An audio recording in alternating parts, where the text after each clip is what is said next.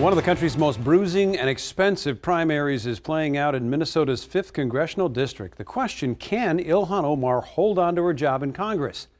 Political reporter Theo Keith fact-checks the accusations and follows the money with 9 days to go until the election. Antone Melton Mukes says he voted for Ilhan Omar in her historic 2018 election to Congress. But as he campaigned in New Hope Sunday, he had no plans of voting the same way again. There was excitement, and I felt the same. But in the end, what we've seen is someone that doesn't show up for us. The mediation lawyer has shaken up what many expected to be an easy re-election for Omar. His message, she's a celebrity, I'll do the work. For an America that does not only welcome refugees and immigrants, but they send them to Washington. By now you know Omar's meteoric rise and her battles with President Donald Trump. How do you have such a person representing you in Minnesota? I'm very angry at you people right now. Her personal life has become not only tabloid fodder, but raised campaign finance questions. For the first time ever, Omar granted me an interview for this story about the race. So why should voters send you back for another 2 years? I think that's one narrative. The other narrative is that I have had, a year and a half of great accomplishments. Omar looked like she would cruise to victory in next week's primary until Melton Mukes raised an eye-popping $3.2 million this spring. So where is all that money coming from? Ilhan Omar puts herself first. Pro-Israel groups are backing Melton Mukes in a big way. It stems from Omar's series of comments about Israel some see as anti-Semitic. The group's donor rolls include Trump supporters. It's led Omar to question who Melton Mukes really is, criticism he waves off. This is, frankly, an attempt to preserve a campaign that's falling apart. When it comes to out-of-state money, both candidates are benefiting. According to the campaign finance tracker Open Secrets, 85% of Melton Mukes' donors who gave more than $200 are from outside Minnesota. 92% of Omar's $200+ contributors are from outside the state. Omar faces questions about where that money is going. This year, Omar's campaign has paid her husband's political consulting firm more than $1 million. It's an issue she has refused to talk about. Yes, do you understand what no comments means?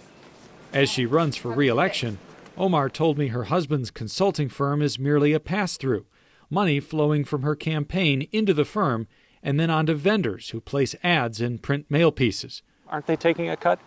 Yeah, but in the way in which you represent it sort of makes it look like that is the money that we just give to them. That whole money goes to it. What is their cut? What's their percentage of that amount? I'm not sure. In Open Secrets, you can see the expenditures, and so all of that is listed.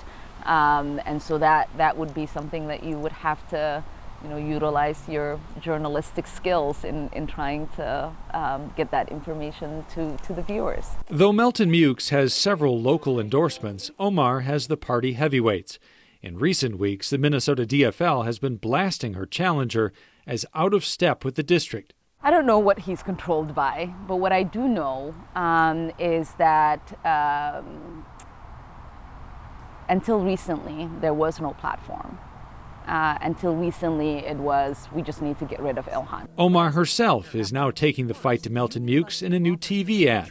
Antone Melton Mukes defended corporations accused of mistreating workers and firing pregnant employees. The accusations date to his 3 years at the national law firm Jackson Lewis.